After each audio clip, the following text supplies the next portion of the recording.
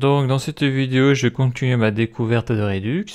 Et là, je suis en train d'attaquer un très gros morceau qui est les middleware dans Redux. Donc les middleware, c'est un petit peu comme les réduceurs. Lorsqu'on les découvre la première fois, on n'y comprend rien. En tout cas, moi, je ne comprenais rien au début. Donc là, je vais lire mes petites notes sur le middleware. Donc c'est assez complexe. Et après, on essaiera de voir un exemple simple dans Visual Studio Code. Mais je pense que j'y reviendrai plus tard, ultérieurement, parce qu'on va voir que les middleware, c'est pas simple d'utilisation. Donc là, l'idée, ça va être de gérer les actions asynchrones. Et pour ça, il va falloir utiliser un middleware. Car Redux ne sait pas le faire de manière native. Donc comment gérer les actions asynchrones dans Redux? Donc les actions asynchrones, c'est lorsque l'on envoie par exemple une requête à une web API et que l'on attend la réponse. Ce n'est pas instantané, donc il faut un système de gestion asynchrone, sinon ça bloque toute l'application. Donc la question est comment gérer les actions asynchrones dans Redux. De base, donc par défaut, Redux ne peut effectuer que des tâches synchrones. Dans une application, on va être amené à appeler des endpoints d'une web API et la réponse de la web API prendra du temps. C'est pour ça qu'on parle d'asynchrone. C'est pas instantané, alors que quand c'est synchrone, la tâche est faite immédiatement. Donc c'est effectuer une requête, donc la request, HTTP et attendre la réponse. Donc déjà, tout ce qui était asynchrone, on l'avait vu avec Node.js et Express lorsque j'ai fait dans la vidéo JavaScript la web API. Si on veut effectuer une ou plusieurs tâches asynchrones lorsqu'une action est dispatch, il faut utiliser un middleware ou plusieurs suivant les cas. Car on peut utiliser un middleware, mais on peut utiliser des middleware en série, comme sur Node.js. Et la web API avec Express.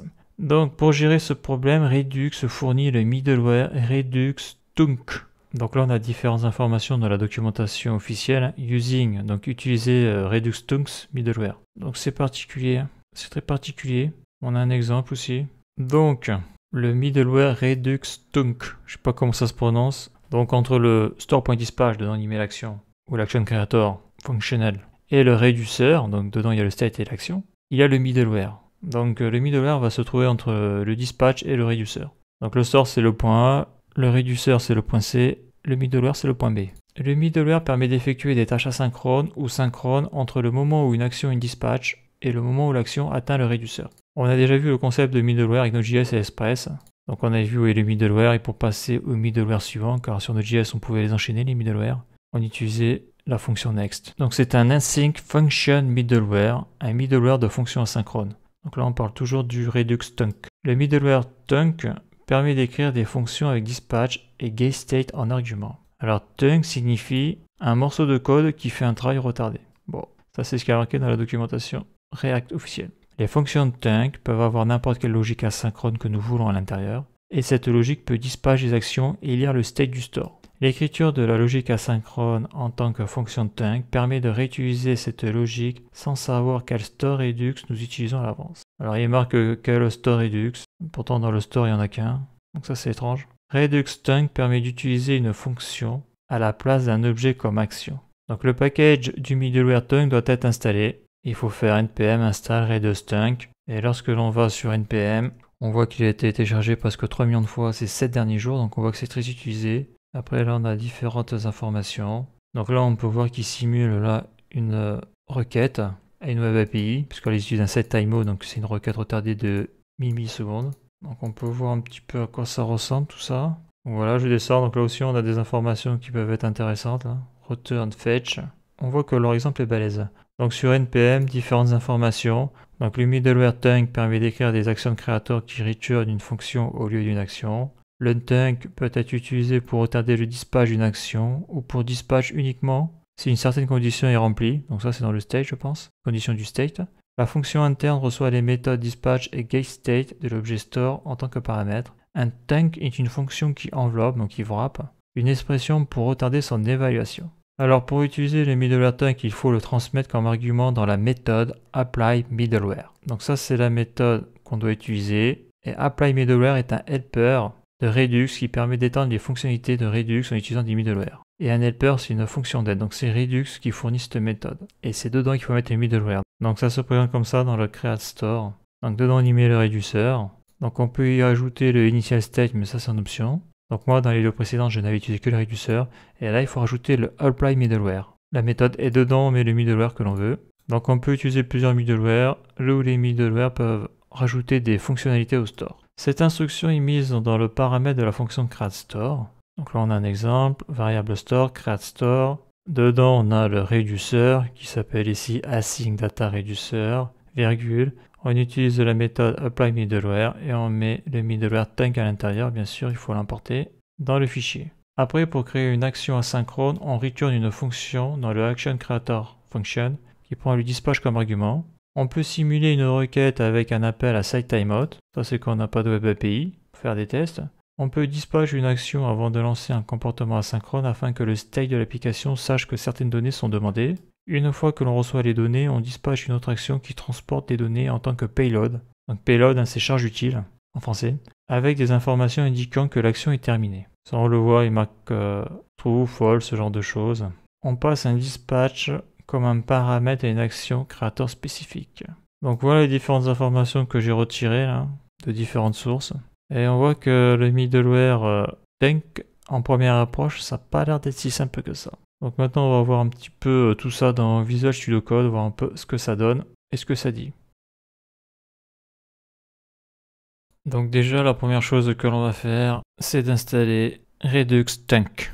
Donc ça on l'avait vu au début de la vidéo. Donc je crée un nouveau terminal, npm install redux-thunk. Donc avant d'appuyer sur entrée, je vais aller voir sur le package.json. Donc voilà, actuellement c'est comme ça. Je vais écrire Redux Thunk, je fais entrer. Donc là on voit que ça télécharge.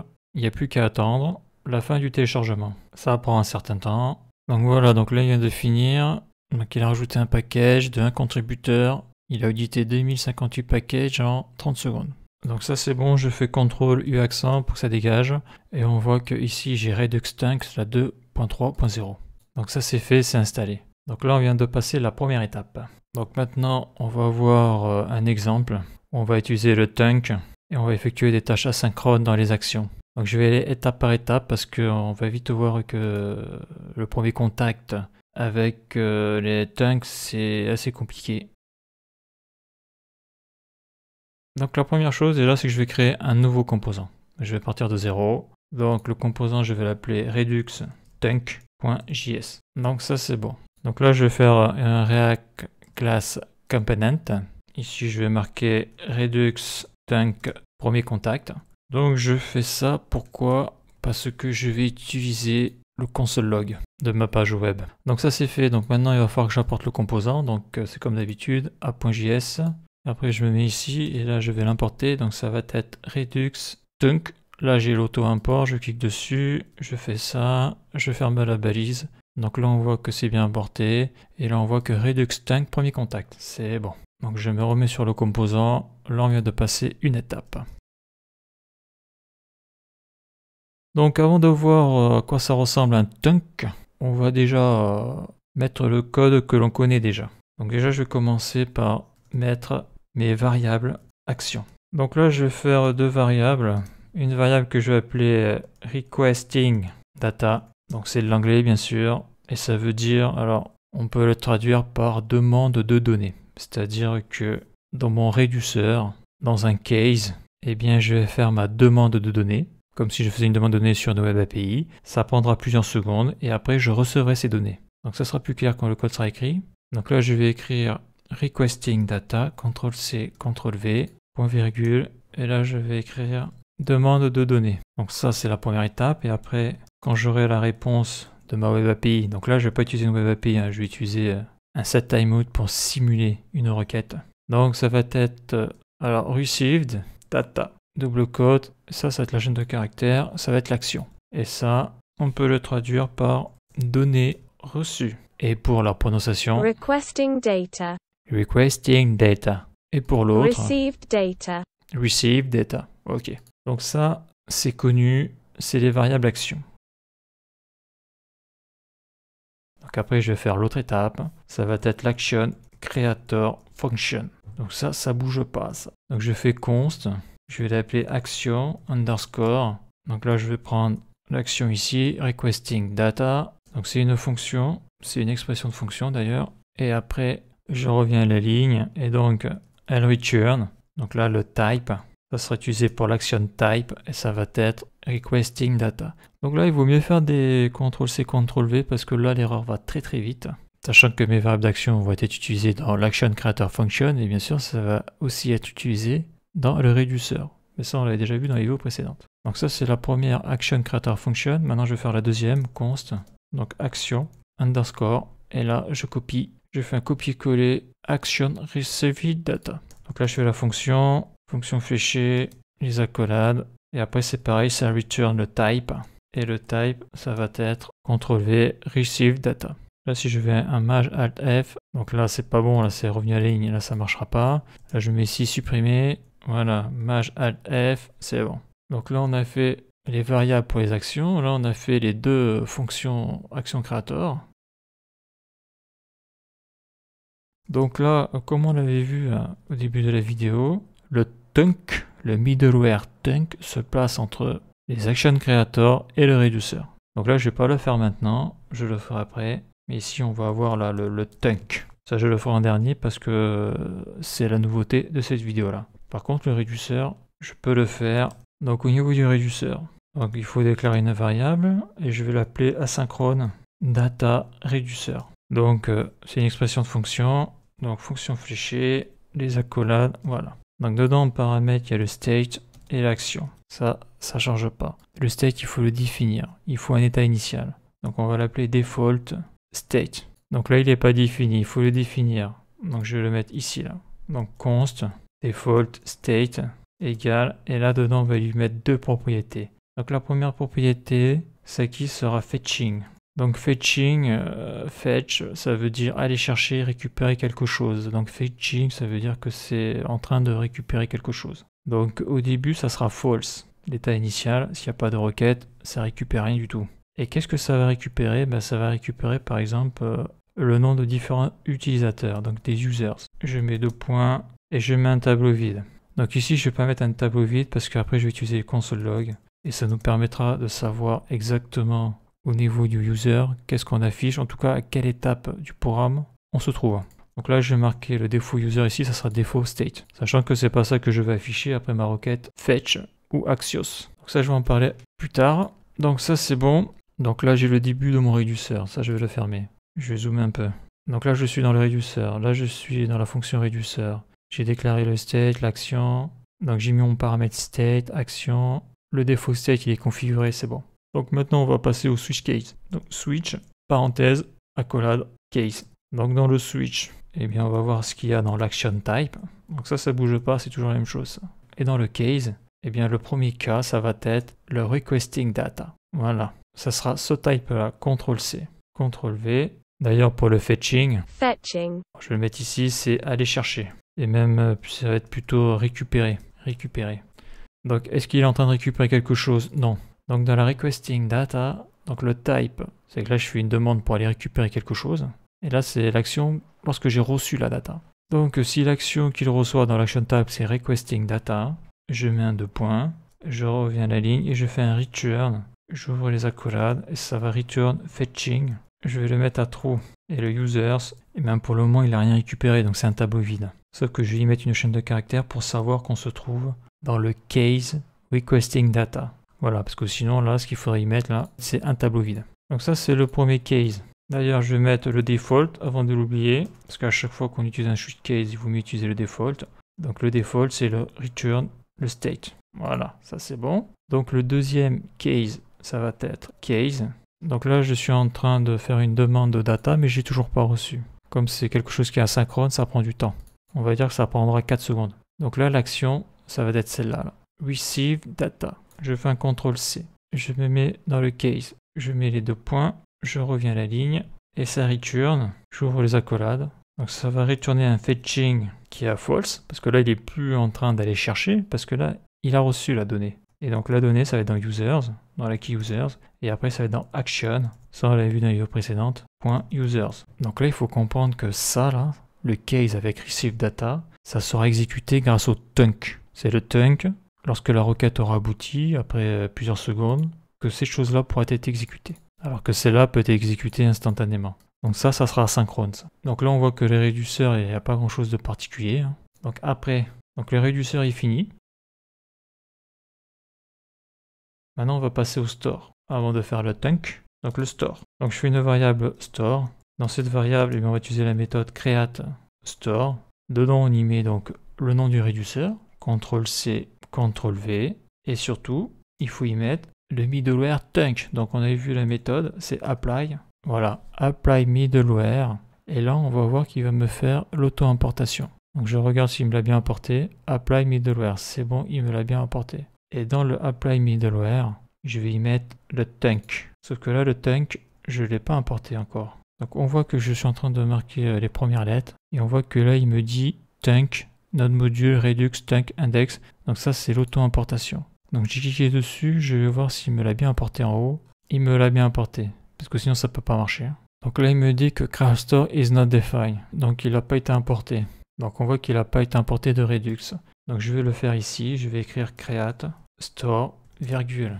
Est-ce que ça marche? Donc ça marche, donc ça c'est les avertissements qui me disent que action decrement n'a pas été utilisée, tout ça, donc ça je m'en fous. Donc ça c'est bon. Donc j'ai bien mon create store, l'appel middleware, j'ai bien le tunc. Donc tout est bon. Donc là je vais marquer le dispatch, l'appel du dispatch, voilà. Donc là l'idée ça va être quoi? Ça va être que lorsqu'un event handler va me faire un dispatch, je vais dispatch une méthode. Et cette méthode, dedans il y aura le tunc. Et c'est elle qui va me gérer le côté asynchrone des demandes. Et lorsque la demande sera remplie, c'est-à-dire lorsqu'il y aura une réponse, et bien après ça ira mettre à jour le state par le biais du réduceur. Donc c'est ce que je disais au début de la vidéo. Ici on a le dispatch, là on a le store. Et entre les deux on va utiliser le middleware tunc qui va s'occuper de l'action. Donc ça va être plus clair dans le code. Donc là le tunc je vais le mettre ici. Je suis entre l'action et le réduceur. Donc c'est pour ça que je le mets au milieu, parce que ça passe c'est là. Et d'ailleurs je vais marquer middleware. Et donc ça va être d'effectuer des tâches dans les actions. Et donc un tunc c'est particulier quand même. C'est un peu comme la première fois où on voit les fonctions de callback. Un tunc est une fonction qui va retourner une autre fonction. Donc ça n'a rien à voir avec les fonctions de callback, qui est une fonction dans une autre fonction. C'est une fonction qui exécute une autre fonction. Là on n'exécute pas une autre fonction, on retourne une autre fonction, on fait un return. Donc pour le dire un peu différemment, un tunc, une fonction qui retourne une fonction. Donc c'est ça qui laisse un peu perplexe au début. Donc l'idée de cette fonction, qu'est-ce qu'on va y faire dedans? Donc on va retourner une fonction, donc return une fonction. Pour ça que je mets return parce que c'est le mot qu'on va utiliser. Avec les action creator function. Donc ça c'est important. Donc comment je vais l'appeler cette méthode? Je vais l'appeler const. Donc c'est une fonction que je mets dans une variable handle asynchrone. Donc handle c'est manipuler. Handle. Donc c'est une méthode qu'on utilisera dans un dispatch plus tard. Donc déjà il faut faire la fonction tunc. Donc asynchrone c'est comme ça que ça s'écrit. Voilà. Donc c'est une fonction qui retourne une fonction. Donc là je fais une fonction. Là je fais la première fonction. Et donc elle retourne une fonction. Voilà, donc là quand on voit ça on n'y comprend rien du tout, mais ça va être plus clair lorsque je vais avancer dans l'exemple. Donc c'est ça un tunc. C'est une fonction, donc c'est la fonction handle asynchrone, qui retourne une autre fonction. Et on remarquera que cette fonction, la première, n'a pas d'argument. Donc si je fais un console log de handle asynchrone, si je fais un CTRL-V, donc j'ai ça. Et si je l'exécute, j'ai ça. Donc là je vais monter un peu, là, parce que c'est vrai que c'est pénible là, ces alarmes là. Donc je remontre. Donc là si je mets handle asynchrone sans les parenthèses dans le console log, j'ai tout ça. Si j'exécute la fonction, donc je rajoute les parenthèses, j'ai ça. Ok. Donc pourquoi je précise? Parce que une fonction, pour qu'elle soit exécutée, il faut l'appeler. Donc là je l'ai appelé dans un console log, mais ce n'est pas dans un console log que l'on va l'appeler handle asynchrone. Je vais l'appeler ici. Donc si handle asynchrone, j'ai une erreur. C'est normal parce que je veux que la fonction s'exécute. Donc là, qu'est-ce que je fais? J'exécute la fonction. Donc voilà ce que l'on voit actuellement. Donc à quoi ça sert qu'une fonction retourne une autre fonction? Eh bien, on va le voir maintenant.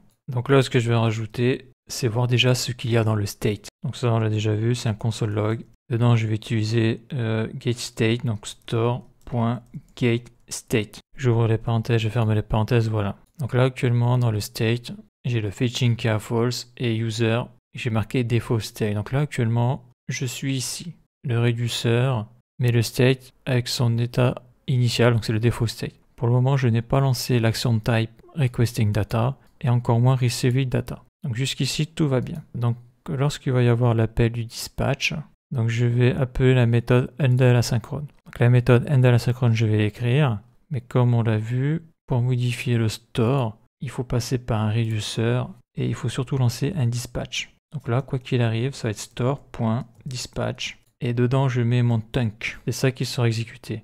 Là actuellement on voit qu'au niveau du fetching, je suis toujours à false et je suis toujours à l'état initial du state, default state. Donc l'idée va être, quand mon dispatch va appeler la méthode handle asynchrone, quoi, la méthode, la fonction tunk, je vais vouloir activer, je vais vouloir exécuter la première action qui est action requesting data. Donc ça c'est l'action creator function, je le mets dedans. Donc là déjà avant de faire ma requête à ma web API, je veux être ici, là, le requesting data pour dire que je suis en train de faire une requête. Mon tableau est vide. Bon là j'ai marqué request, une faute, la requesting data pour savoir où on est là au niveau du console log. Donc je vais faire ma requête vers ma web API, mais ça va prendre plusieurs secondes. Donc je vais être d'abord ici et après 4 secondes je vais être là. Ok. Donc là, comme j'ai dit, il faut qu'on dispatche l'action requesting data. Donc là, ce qu'il faudrait que je fasse, c'est un store.dispatch, il manque un S, action requesting data. Donc là, on voit que ça ne marche pas. Donc il faudrait que je mette un store.dispatch avec, bien sûr, les parenthèses. On voit que là, je suis passé à true. Et on voit que je suis dans le requesting data. Ok. Le requesting data, donc là, je suis dans le premier case. Sauf que c'est pas comme ça que l'on écrit dans le tunk. Pourquoi? Parce que là, je marque store.dispatch. Mais ici, je l'ai mis ici, là, le dispatch, et dedans, j'appelle la méthode handle asynchrone, qui est un tunk, et donc c'est une méthode qui retourne une méthode. C'est-à-dire qu'à la place de cette méthode-là, j'aurai ça. C'est-à-dire j'aurai ça, parce que ça vient du return. Donc, ici, je peux y passer un paramètre x, et ça, je le vire, je passe un paramètre x. Et on constate que ça marche toujours. Pourquoi? Parce que le dispatch, en réalité, il vient de là, comme on avait pu le voir. Là, je le remonte, si je fais CTRL-Z, on voit que ça marche très bien. Bon, il faut que je mette les parenthèses. Voilà. On voit que ça marche très bien. Et si je supprime ça, là, on voit qu'il y a une erreur. Je suis à false. C'est-à-dire que je suis sur le state initial, comme on peut le voir. Et là, je mets un argument x. Donc, c'est un paramètre. Alors, quand je passe la fonction handle asynchrone dans la méthode dispatch, eh bien, le dispatch passe à travers. Et ça fonctionne. D'ailleurs, on le voit très bien là. Là, je suis dans le réduceur, dans le case requesting data. Donc maintenant, on va voir la partie asynchrone. Donc ça, c'est ma première requête et j'ai fait ma demande vers une web API. Donc là, ce que je vais faire, c'est la simulation d'une requête à une web API. Car en principe, là, on devrait faire une requête, donc soit avec l'API fetch ou le package Axios. Axios est beaucoup utilisé, on le verra sûrement plus tard. Voilà. Donc pour faire ça, on a déjà vu, il faut utiliser un setTimeout. setTimeout, donc je le mets ici, on va faire un test si ça marche. Donc là je fais ça comme ça. Dedans on y met une fonction de callback, comme ça. Ici je vais y mettre le temps, 4000 millisecondes. Et ce que je vais faire c'est console log pour voir si ça fonctionne, simulation request. Ok. Donc là on voit que mon code est grisé, il n'est pas pris en compte. Pourquoi? Parce que je ne suis pas dans le return. Donc là je mets mon curseur avant la collade. Je fais Alt et je descends. Donc là, ça fonctionne. Et là, on voit qu'ici, après 4000 millisecondes, on voit que simulation request, ça s'affiche. Donc là, je viens de simuler, c'est comme si j'avais fait une commande fetch ou une commande Axios. C'est-à-dire que le console log s'est affiché après 4 secondes. Ça n'a pas été instantané. Donc voilà, donc ça c'est bon. Donc maintenant, on va rentrer dans la deuxième action creator function. Donc le event handler fait une demande de dispatch, appelle la fonction tunk. Donc la fonction tunk commence à s'exécuter. Donc déjà c'est le premier switch case. On sait qu'il y a une requête qui est en cours. La requête est en cours, on est sur true, mais pour le moment on n'a toujours pas de réponse. On a vu qu'après 4000 millisecondes, on avait une réponse. La réponse elle est là. La réponse elle est là, c'est mon console log. La réponse bien sûr ça sera pas ça, ça sera des données. Donc les données que je vais créer, donc ça va être, donc je vais créer une variable. Cette variable, je vais y mettre une propriété qui s'appelle users. Et dedans, je vais y mettre un tableau avec 2 chaînes de caractères. Tmetlardi, donc ça c'est l'index 0 et l'index 1, génie climatique. Mais je vais même mettre en troisième, je vais le mettre tunk. Donc là, il faut y mettre une virgule, bien sûr, ça marchera mieux. Voilà, c'est bon. Ok. Donc là, si dans mon console log, je fais un CTRL-C de data, je le mets ici. Qu'est-ce qu'on va voir? On va voir qu'au bout de 4000 millisecondes, on va voir que ça va s'afficher ici. Voilà, ça s'affiche, ça fonctionne. C'est pour ça que je le fais étape par étape. On voit donc dans Users, il y a tmethlardy, il y a les différentes valeurs. Donc ça c'est bon. On peut aller plus loin, je peux faire data.users et on va accéder aux différentes valeurs. Donc là il faut attendre. Après 4000 millisecondes, voilà, on a le tableau avec les index. Donc tout ça, ça marche bien. Pour le moment, il n'y a pas de souci. Donc pourquoi je précise data.users? Parce qu'on va voir que ici dans receive data, je demande dans users action.users. Donc ma variable data, j'ai mon tableau, super. Donc maintenant, il va falloir que j'utilise, comme pour ici, que j'utilise la action creator functional. Donc la requesting c'est fait. Donc là maintenant, c'est ça que je veux. C'est-à-dire que après mes 4000 millisecondes, je veux que ça soit exécuté. Que ça soit dispatch pour modifier le state par le biais du réduceur dans le store. Donc je me mets ici, donc là je fais CTRL-V, je mets les parenthèses. Donc là comme ça ne marchera pas. Hein.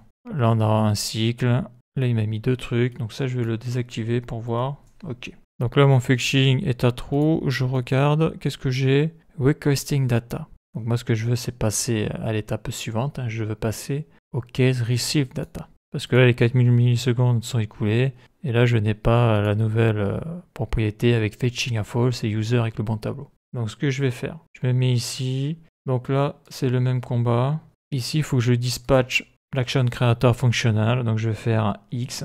Donc, c'est le X de ici. Hein. J'ouvre les parenthèses. Voilà. Donc ça, comme ça, je vais me dispatch cette action-là. Et on voit qu'il y a une erreur. Voilà. Et ce qui est normal parce que là, il me dit référence error. Data machin is not defined. Voilà, j'ai mis mes parenthèses. Est-ce que ça marche? Donc on voit que ça marche. Il me marque fetching true. Donc on voit que je suis toujours sur la requesting data. Donc pour le moment, il n'y a rien qui change. Voilà, mon objectif, c'est de transmettre de la data. Donc déjà, il y a une erreur là sur ma petite fonction ici. Là, c'est que j'ai oublié de mettre ma key users parce qu'on peut le voir. J'ai mis deux propriétés là, le fetching et le users. En plus, je l'ai mis là. Fetching users et je vais chercher dans l'action users de la fonction receive data. Donc là, je vais y mettre users et je vais y mettre data.users. Donc là, si je mets data ici, il faut que je passe un argument. Il faut que je lui mette un paramètre data. Voilà, ça c'est bon.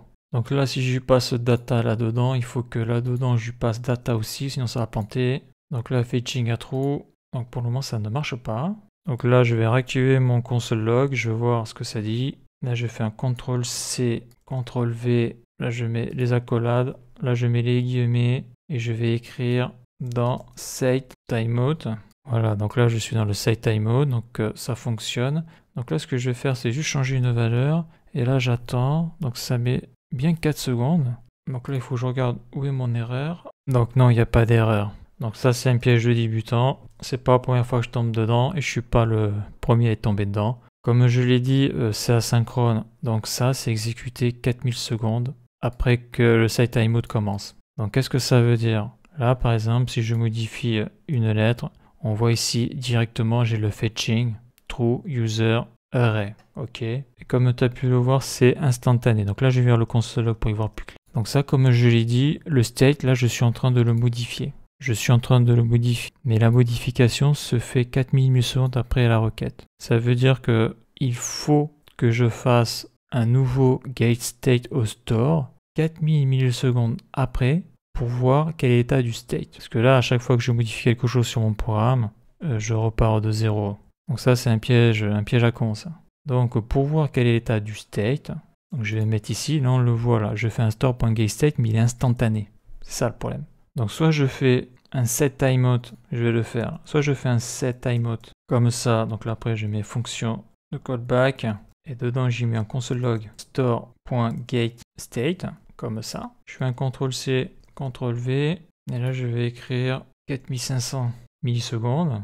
Là je vais lui mettre 4500 millisecondes. Donc voilà, et là qu'est-ce que l'on voit après 4500 millisecondes? Donc je fais appel au getState et là on voit que le fetching est passé à false et l'user, eh bien j'ai mes différentes valeurs. Donc on voit que le tunk a bien fonctionné. J'ai bien récupéré mes données. Donc ça je l'ai fait comme ça, mais j'aurais pu le faire aussi d'une autre manière. Donc là je fais un CTRL/, je fais un CTRL-C et je vais le mettre directement dans le tunk je vais le mettre ici, CTRL V. Et donc là, théoriquement, ça devrait marcher. Donc je vais rajouter ça, CTRL C, CTRL V. Là par contre, je vais marquer 4000, parce que là, je suis à 4000. Donc là, j'ai le fetching qui a true. Là, je suis sur le requesting data. Et là, on voit après 4000 millisecondes, on voit que le fetching est passé à false. Et user, j'ai mon tableau. J'ai mon tableau avec les différentes valeurs. Donc ça fonctionne très bien. Donc ça, il faut jamais l'oublier. Hein. Souvent, tu fais ta requête et puis tu regardes ton get state là, qui est ici, et tu vois que la valeur n'a pas été prise en compte. C'est normal parce que ça, c'est fait instantanément. Donc soit tu fais un set timeout qui va appeler un store get state comme ici, là, lorsque la requête sera terminée, ou soit tu fais comme ici. Tu mets le store.getState après avoir reçu la réponse. Donc là, c'est un set timeout, mais ça avait été avec fetch, il y aurait eu des promesses avec then et catch. Donc je vais rajouter que en principe ici, là, tu n'as pas un x. Hein. Là, j'ai mis un x pour montrer que c'est un paramètre. Souvent, c'est écrit comme ça. On va écrire dispatch. Donc l'argument va s'appeler dispatch. Et après, ici, là, je fais un CTRL-C, CTRL-V, CTRL-V. Et on voit que ça fonctionne toujours. On peut voir qu'ici, là, il y a une erreur. Donc je vais actualiser. Là, en principe, il ne devrait plus y avoir d'erreur. Donc là, je vais faire une petite modification dans le code pour que ça recharge. Donc là, le fetching est bien true. Donc là, je suis dans requesting data, comme on peut le voir là. Et là, on voit donc le résultat. Après 4000 millisecondes, on peut voir que le fetching est passé à false et que dans user, j'ai récupéré les données qu'il y avait dans data. Donc là, je fais maj alt F. Là, il y a une faute, c'est default state. Donc voilà ce que je voulais rajouter dans la fonction handle asynchrone, donc qui est le tunc, une fonction qui retourne une fonction. Donc à noter un petit test, on peut se demander si c'est vraiment utile d'utiliser donc le middleware tunc, parce qu'on l'utilise que dans le Creastore. Donc là je vais faire un CTRL-X, je vais supprimer l'appli middleware tunc, CTRL-X, et voilà le résultat. On voit que ça plante direct. Et l'erreur, qu'est-ce que c'est? Donc je fais Google Traduction. Donc erreur, les actions doivent être des objets simples. Au lieu de cela, le type réel était fonction. Vous devez peut-être ajouter un middleware à la configuration de votre store pour gérer le dispatch d'autres valeurs, telles que Redux Tunc pour gérer les fonctions de dispatch. Donc on voit que si tu ne le mets pas, middleware, et bien tout ce qui est asynchrone là, donc la fonction de tunc, une fonction qui retourne une fonction, et bien qu'on est ici, et bien ça ne fonctionne pas. Donc là je reviens ici, je fais un CTRL-V, et là on voit que ça refonctionne. Donc là c'est lancé, et au bout de 4000 millisecondes, là j'ai la réponse de la Web API qui est simulée. Donc le fetching est passé à false, et j'ai bien toutes mes données, donc ça marche très bien. Le state dans le store a bien été modifié. Donc en conclusion, je vais essayer de récapituler tout ce que j'ai fait pour mettre en place et utiliser le middleware tunc, Redux Tunc. Donc j'ai commencé par créer la variable action. Donc ça change pas, c'est comme ce qu'on avait pu voir dans les vidéos précédentes. Donc ici ça a été au niveau des actions requesting data et receive data. Donc après j'ai fait les actions creator function pour pouvoir y mettre le type. Donc à chaque fois c'était requesting data et pour l'autre receive data, sauf que en plus l'autre, en plus de lui mettre un type, je lui mets des données. Donc dans la key users, je lui mets data.users et les data j'ai mis ici en paramètre de la fonction. Donc après il y a le tunc, mais ça j'en parlerai en dernier. Donc après il faut faire le reducer. Donc le reducer c'est toujours la même chose. La fonction reducer, donc le state, l'action. Il faut faire le default state. Ça c'est pour la première exécution du programme parce que dans le state il n'y a rien. Donc il faut lui mettre un default state. Après au niveau du state, eh bien on a l'utilisation de Swiss case, donc avec deux cas. Donc dans action type, eh bien on a le case requesting data et receive data. Donc l'idée c'est que lorsqu'il y aura le dispatch, on va lancer donc la première action qui dit qu'on est en train de faire une demande de données. Donc bien sûr au début au niveau des données il n'y a rien du tout. Et lorsque la Web API a renvoyé la réponse, au bout de plusieurs secondes, on passe à l'action receive data. Donc on apprend que le fetching est terminé, ça veut dire qu'on ne demande plus de données. Par contre dans la key user, on aura en value par le biais de action.users, on aura les données que nous aura fourni la Web API. Bien sûr ici elle est simulée. Donc on voit donc le reducer, il est basique, rien de particulier par rapport à ce qu'on a vu dans la vidéo précédente. Donc là où ça change c'est au niveau du store. Donc c'est toujours un Creastore, on appelle le reducer. Par contre on met une virgule pour utiliser la méthode apply middleware, pour utiliser le middleware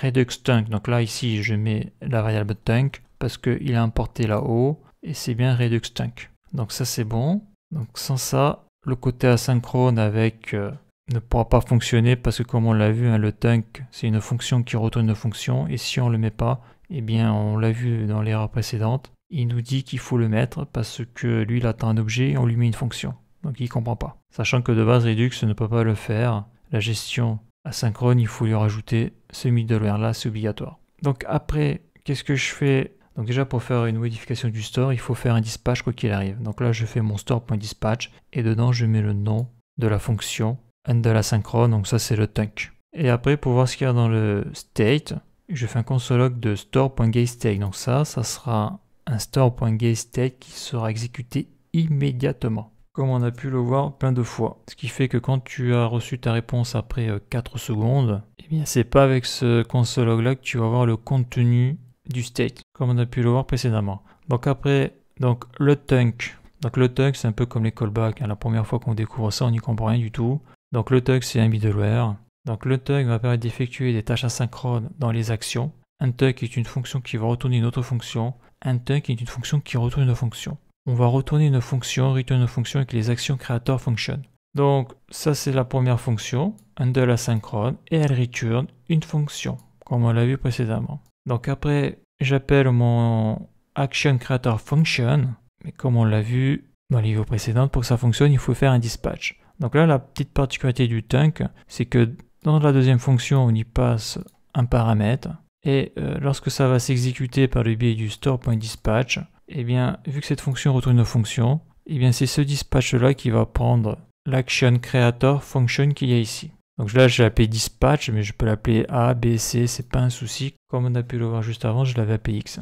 Donc en gros, le dispatch, vu que le return retourne la fonction, le dispatch va faire dispatch et prendre cette instruction-là. Donc une fois qu'on lance la première action, parce que l'on a appelé le tunc handle asynchrone par le biais du store.dispatch, donc tout de suite, on va directement aller dans le réduceur et on va aller dans le premier case qui est requesting data. Donc là, la requête est lancée. Donc le fetching est true, c'est-à-dire que oui, on attend, on veut récupérer de la donnée, mais pour le moment, dans l'user, il n'y a rien du tout.